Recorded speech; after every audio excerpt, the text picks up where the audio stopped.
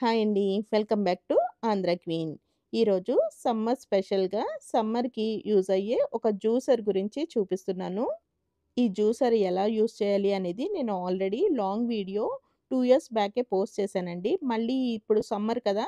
Use అవుతుందేమో అని మళ్ళీ ఒకసారి పోస్ట్ చేస్తున్నాను. ఈ జ్యూసర్‌ని యూజ్ చేయడం కూడా ఈజీయే. అలాగే క్లీనింగ్ కూడా పెద్దగా కష్టమేమి అనిపించదు. మనకి చేసుకునే ప్రాసెస్ అయితే 2, 3 నిమిషాల్లోనే అయిపోతుంది కాబట్టి, పెద్దగా మనకి కష్టపడాల్సిన అవసరం కూడా ఉండదు.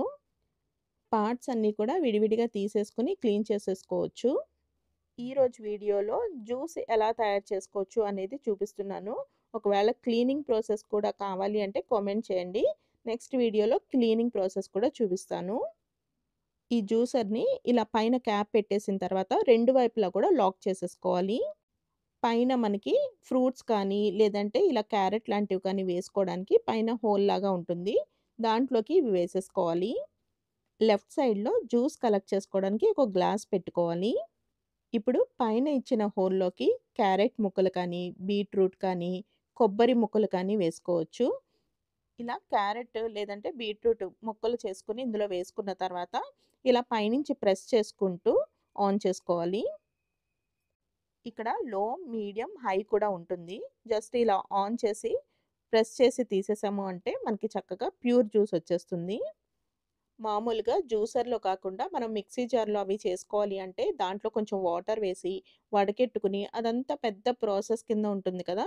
దీంట్లో అయితే మనకలా ఏముండదు. ఆ పిప్పు అంతా కూడా రైట్ సైడ్ ఉన్న బాక్స్‌లోకొచ్చేస్తుంది. లెఫ్ట్ సైడ్ ఏమో మనకి ఈ గ్లాస్‌లోకి ప్యూర్ జ్యూస్ వచ్చేస్తుంది.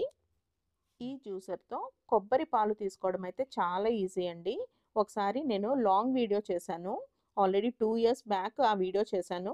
పైన డిస్క్రిప్షన్‌లో లింక్ పెడతాను. లేదంటే కింద మీకు యారో మార్క్ కనిపిస్తుంది కదా! అక్కడ లింక్ పెడతాను. ట్రై చేసి చూడండి.